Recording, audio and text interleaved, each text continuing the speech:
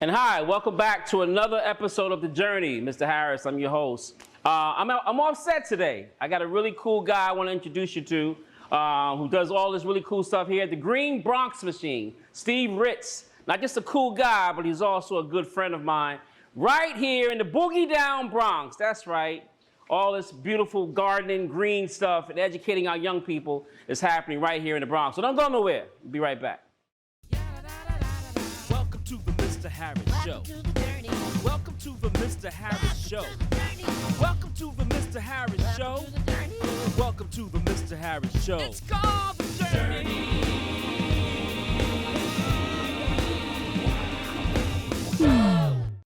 All right, listen, I'm excited. As you know, part of the journey is that we talk about everything.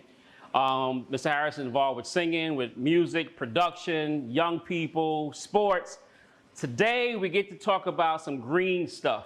And I don't mean the money, it's the green, healthy stuff. And to help us get that conversation going, let's give a round of applause for my man, Steve Ritz, the Green Bronx Machine. You deserve it all. So thanks for having me. Excited to be here. And welcome to Green Bronx Machine Boulevard, right here, 450 St. Paul's Place, proudly nestled inside CS 55.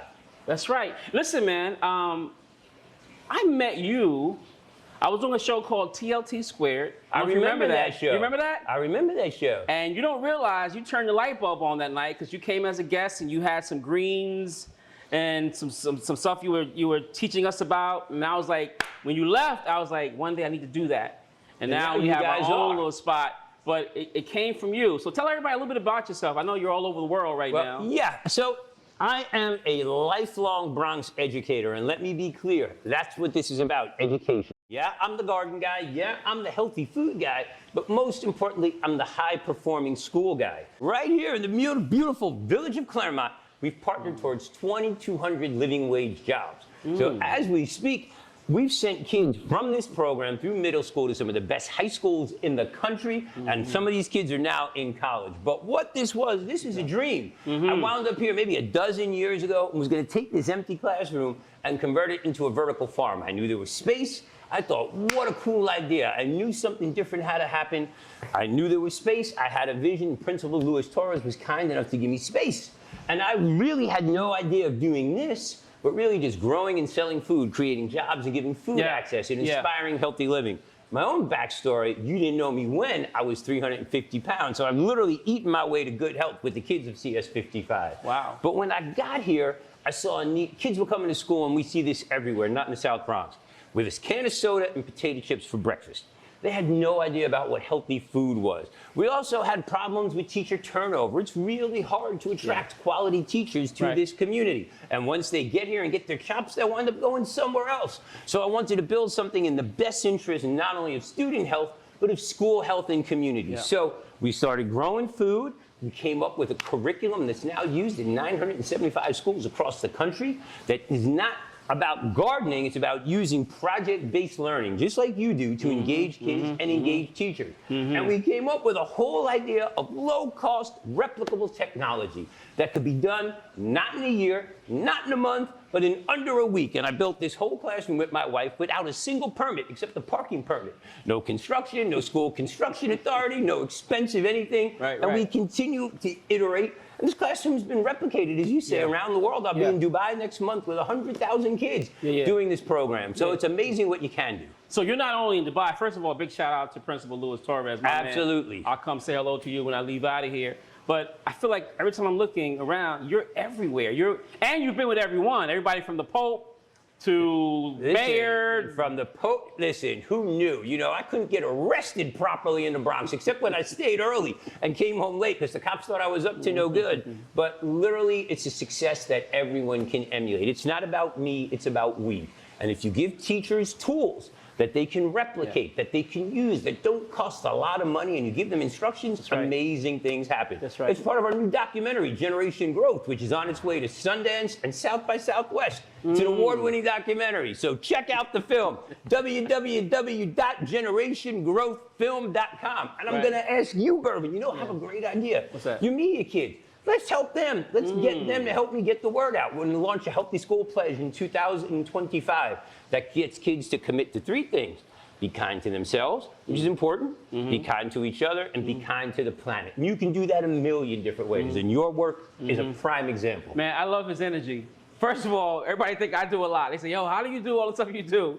Ask him. Man, I eat my vegetables, man. I eat my vegetables. How does he do all the stuff he does? Oh my God. What is this right here? Education. So, education, not asphyxiation. For those of you who don't know, we have an amazing YouTube series called Let's Learn with Mr. Ritz. And it launched during COVID. In fact, I was inspired by you, as a matter of fact, because you connect with kids and video. So the kids, I found out during COVID, they were writing me, they were calling me because they were home. And I was going around from building to building during COVID and reading. And the kids would come out to the windows. Right. And, my wife didn't like that because I was sick. I was out. It gets cold out there. So the kids said, Mr. Ritz, make a video. And we launched this. You should do this in video in your class. I was like, these kids are right. They have answers. So we started a series called Let's Learn with Mr. Ritz. That's the animation. That's the new version. So the first one, because now I'm learning how to animate, the kids are helping me. Right. But the first one was filmed in here. They were 22-minute episodes, just like real TV. And every week I would take an imaginary journey somewhere. And I had the kids do the voices. They would call me up. We'd write it together. It would take a week to write, a week to film, and then a week to edit. And we launched, and it went to a network. And believe it or not, we got 2 million views in the first month. So I was like, wow, we're on to something. Yeah. And then I wanted to have the network promote us. And when the network didn't promote us, I said, you know what? We're going to do it ourselves and own it outright, which is now the new series. But education, not asphyxiation, right when we hit that 2 million view mark, the tragedy of this nation was George Floyd. And the children were watching this all the time. They were hooked on TV watching the show. And the show really took off. But when George Floyd happened, it was a call to action for me to talk about why we need to learn and how we can pump more life into everything that we do. So programs like mine, programs like yours, they provide life, they provide oxygen. And education, not asphyxiation, became the battle cry for our program for a year and a half. We sold t-shirts, we created a marketing campaign, we got kids involved. And believe it or not, this summer, I went to Minnesota to actually visit where George Floyd, sadly, was asphyxiated, met with a bunch of people and created a garden program in his name. So it comes full circle. And that's, the tragedy turned into triumph. So education, not asphyxiation, has become our battle cry. And the shirt is 3 years old, but it sits here every day. People come in here, we talk about it, and we talk about what needs to be talked about, which is more education and less hype, if you will. Let's see some of this room you got here. So what is this right here with all the bikes and looks like it's connected to something that maybe creates some electricity or power? Let me tell you, these are our bicycle-powered generator. And believe it or not, these 4 bicycles can generate enough power to basically run this classroom before I put in the kitchen. And they're connected to a generator that converts it to energy. You can get on the TV and ride. You can tell me what you had for breakfast. We can switch up the gears. These bicycles actually run the computer. They run the games. We have a rocket ship that launches that can go up to 100 miles an hour made out of a 5-cent soda bottle. So there's everything in the world that you can do here around real meaningful STEM. So yeah, I want kids to grow vegetables, but I want them to assemble things. It's really about, instead of being consumers, because in the South Bronx we're so consumer-driven, we're marketed to, let's start producing our own things. Yeah. Let's start creating our own stuff. Yeah. And the bottom line is this, the kids love coming up in here and pedaling. We got a bubble machine. We've got a low-cost kitchen. So if you need a kitchen, this is a full-grade commercial kitchen. I carried it up the stairs myself with my wife. It's got an oven, a broiler, a boiler, a TV. So we got a cooking show, which is our Tower to Table Tummy series. Most importantly, even City Harvest bought these, and they're putting them in vans because they take them out to the community. Yeah, welcome to the cooking show. So you really, first of all, I don't want to leave this area real quick, because when you said, tell me what you had for breakfast, is that so you know how many calories you had and you can write off the calories? So part of the way I lost weight, and part of the way kids don't understand cause and effect. So it's real easy to think, man, this little bit of something tastes really good. I should have 5 or 6 of them for a quarter. Right. But there are kids having a $1.50 breakfast that has 3,000 empty calories. And then they wonder why they're falling asleep at 10:30 in the morning. Right. So with these bicycles, you can program what you're eating into a computer and get on that bicycle and see how long it takes you to burn it off. So something as innocuous as a 50-cent soda, or what we call the nut busters here in the South Bronx. Yes. When you understand what that nut buster takes to burn off, you might drink a little more water, or you might look at an alternative beverage. Right. And Love that's it. making connections that kids understand. Listen, I never thought I was going to eat myself obese, but 350 pounds later, a diagnosis with diabetes, I didn't want to learn to live with diabetes. I wanted to reverse it. Right. And I found that I could do it with food, and literally lost 160 pounds here in my first 6 months, right here in this classroom, eating only what I grew with kids in school, and modeling a healthy lifestyle. Right. You look amazing, by the way. I feel amazing. Now, when I first met you, you weren't the 360 pounds. No, I was on my way down, yeah. Right, but you were still a I was a hefty guy. bigger guy, but now, listen, I'm bringing sexy back. But I'm happily married, and now my wife works here with me. No, she wants to hear you bringing sexy back, too, she though. loves hearing it. Look, when I started here, I had a full head of hair. The only thing that's changed is my hairline. Yeah. But other than that, I was told that I recently had a cardiologist. I have basically the body of a 25-year-old professional athlete. And that comes from walking up and down these stairs every day. Come on, man. Come on. It can be done. So you really take everything from a seed to a salad. Right. To And table. some, right? Yeah, So- we're going to start doing add value cooking products. We're doing health certification so people can get jobs and understand what it means to be involved, not in just the entry-level aspect of owning a business, but the management-level business. So food handling certification, jobs that are going to pay my kids' parents and ultimately my kids more money. Because the myth here is that people in the South Bronx don't want to work. And I'm here to dispel that. Come on. We have parents who are working 3, 4, 5, and 6 jobs to pay rent, to support cost of living. So if we can do things that get parents more engaged in school and more involved in their kids' education, the benefit is very circular. Right. And again, 2,200 living wage jobs out of this room. Wow. There are nonprofit organizations that specialize in employment that can't speak to that. That's right. But that's what it's one of the collateral benefits of what we do. And you get it. It's about community. And I like to say here at Green Bronx Machine, we put unity back into our community. Love it. And this over here looks so pretty. Oh, man. Now, what do we have here?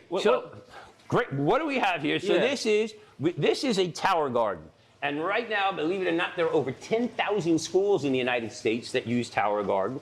You go from a box to a garden in 45 minutes if you're a man and 15 minutes if you're a woman, because you'll read the directions and watch the video. It is the simplest, easiest indoor garden system to use, complete with lights. Kids love it. You can grow. This has 28 plant ports. What are we gearing up for here specifically? Well, you see a lot of cilantro. You see a lot of dill on this particular tower garden. Dill, cilantro. What we're going to be doing is growing a pico de gallo. Right out of here, I have tomatoes that were already harvested. I have tomatoes downstairs. So we're going to make our pico de gallo. And we're going to be doing soups because we're coming up into the holiday season. So dill is a great seasoning. Kids love to use it. We've also got parsley going on in the back. Parsley is a great tool for fighting cancer. Back here are our grow racks, where in full rack we grow about 30 servings of vegetables per week for 15 cancer patients who are recovering from cancer. Locally, we're in a cancer cluster, in case you didn't know it. Most public housing is. And believe it or not, food is medicine. So the kids grow this food, we deliver it to seniors, and you actually see the seniors get better, and they come here and become reading partners. So the kids who may not want to eat vegetables understand it, but then I have eyes and ears on the community with seniors who want to give back and come here for reading. But we got tons of stuff in here. And the point for me is really to be technology agnostic. I want teachers to find the technology, or the community centers to find technology that works for them. So we're proud to partner with the Board of Ed and be a showcase for what is possible.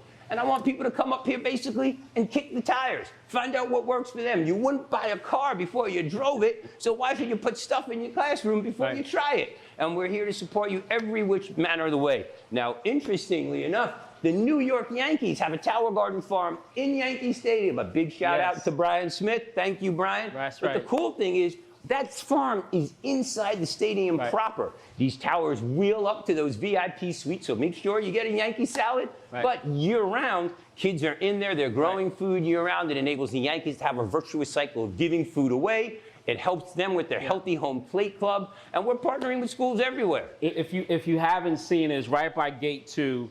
You walk in, there's a huge area that Steve and his young people have set up. And we built that thing in a day. And it looks amazing. Now, who upkeeps that? You don't guys. The Yankees, but I have a plan. So my big plan, and I'm putting this out here, is I'm going to turn that into a District 75 workforce development program. Because Yankee Stadium is accessible by transit. The beauty of the stadium itself is that it is accessible for those with disabilities. So imagine taking the least employable kids in New York City, and statistically, students with special needs they have a 73% unemployment rate, and turning them into the caretakers of the world's coolest garden in Yankee Stadium. We're going to use it to incentivize attendance, incentivize performance, and the kids are going to go up in there. My plan is to basically take care of the stadium and then turnkey these programs across New York City. Instead of paying ridiculous sums of money to nonprofit organizations, let's teach our young people to be stewards of the cities and the schools that graduate them. That's the bigger plan. Some people might say, but this takes up a lot of real estate, a lot of space. I got to burn electricity doing this. I use a lot of water. Can you speak to that a little bit? So right here, you may think this is a lot of space. This is 32 inches by 32 inches with 28 plant points.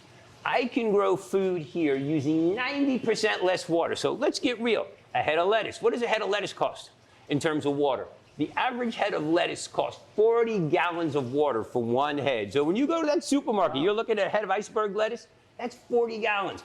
I'll use 40 gallons of water to grow 28 plants. So it's 90% water efficient. Believe it or not, these are LED lights. You can run these lights 24 hours a day. I wouldn't, but we cost averaged it. You can have this whole system running for 24 hours a day, and it will cost you $18 a month. So it's super energy efficient. The pumps are only on a few minutes. The lights are on timers. And the beautiful thing is in this classroom, I'm going to make the first net positive classroom. That's my next goal, to put a solar panel outside to show what we can do, particularly for NYCHA, where it's such a heat island. So the use of energy is very critical here. And we're going to address that. The reason why he doesn't waste so much water is because the water is constantly recycled. The water goes right back Unlike into if the you bottom. water it in the soil, it just... Now, it's cold outside, and we're growing these delicious herbs. The beautiful thing here, and we're growing in the back bell peppers, we have cilantro, we have tomatoes coming. These things grow fast. And the beauty of it is I'm growing 12 months a year. I'm not having a seasonal garden. I'm not losing kids to mud. I'm not losing kids to toxic soil. A lot of kids can't be outside, and a lot of the soil out here isn't good. So the reality is every class can have this. And in this classroom, we have the best school garden school cafe program in all of New York City Department of Education. Twice a year, we have a harvest where we grow enough food in this classroom to feed every single kid in the school, to teach them, and it goes straight into the cafeteria. So super energy efficient. And the beautiful thing is you don't want to use it, you can put it back in the box it came from and gift it on to someone else. Now, we have a couple of these. You've been over to our site as well. And what I've learned is that kids won't eat these if you put it on their plate, but if they grow it, it's like they'll eat anything. This is what I did. So then they learn that they love it. So we have vegans in this school now, kids who understand. I have kids who eat kale. Because if they grow it, it becomes the new normal. I have kids who come in here and eat every day. So it's really remarkable. You know, older kids, they want to talk about other things. But if it's the new normal, and I have little ones downstairs who love growing food, it becomes the new normal. Carrots, do you peas. fertilize yours at all? So we use nutrients. We use two kinds of nutrients. We use sea nutrients, for basically algae, and then we use earth minerals like calcium, phosphate and nitrate, the NPK solution at very low levels, just to make the plants healthy. But most important, this is technology that was pioneered at Disney. And I'm not saying that to call out Disney. I'm saying Disney is about risk mitigation. So if it's safe enough for Disney and Disney's serving it on their plates, I want my kids to learn about that opportunity. Again, the most cost-effective system I've ever encountered. 10,000 schools on board. I notice I don't see any flies, any fruit flies, or anything in here, any gnats. How do you manage that? So let me be clear. Any living thing will attract other living things. It's called the food circle. I'll spare you the song. The circle of life. However, you can do things in here that are real easy. We have ladybugs running the room. We have fly paper going around. And anytime there is an infection, and it happens, the bugs, I don't know how they find out, but they do. You basically wash them down, or the most important thing is we can get rid of those plants. Now, I've killed a lot more plants than I've grown, Bourbon, but I only post pictures of the living ones. That's my secret to success. So that's what you do. So you get rid of that. You'll get rid of that harvest. If I can't clean it out and get rid of it, it's going in the garbage, or it's going to compost, or it's going to feed the animals. There's a lot you can do with it, but it doesn't get wasted. I try to get rid of them. I'm grabbing them out the air. You got to be proactive. It's some of the best things to do.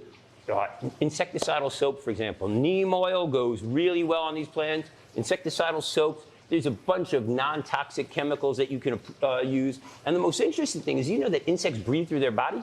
Yeah. They don't breathe. Well, I didn't. Right. They don't breathe through their mouth and nose. So teaching kids about insects is really a lot of fun. We had a whole bunch of kids as Leslie the Ladybug here for Halloween. Let's keep moving. Let's keep moving. What is this? So, talk about a plant the kids you would never think you would eat. This is rainbow chard and Swiss chard, which quite frankly is not one of my favorite vegetables. But I have a class of kids who love it. Yeah, it's got a tart, chewy taste. Some kids love it. May I? You may. We put it in omelets. We use it in a salad. The kids, we kind of make chips out of it. And there are kids who love this. One of the things that's really important is we have a lot of culture. Come on, man. Don't yuck somebody's yum. I guess these little Caesar salad, little Caesar dressing. Well, it tastes really good in an omelet, and it tastes good on sandwiches. But it's very nutrient dense. And in communities like ours, getting nutrient dense food is really important. But again, cultural relevance. These are very culturally relevant foods for certain people.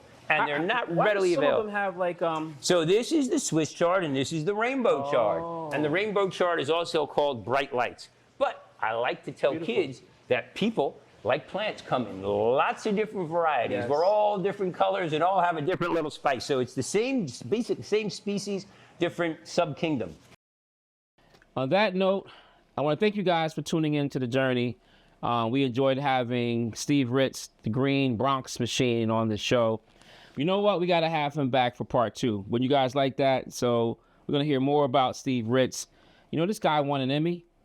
Yeah, stay tuned. We're going to talk a little bit more about that and his interaction with the Pope and Jennifer Lopez and so much more to come. All right, talk to you. Welcome to the Mr. Harris Show. Welcome to the Mr. Harris Show. Welcome to the Mr. Harris Show. Welcome to the Mr. Harris Show. It's called The Journey.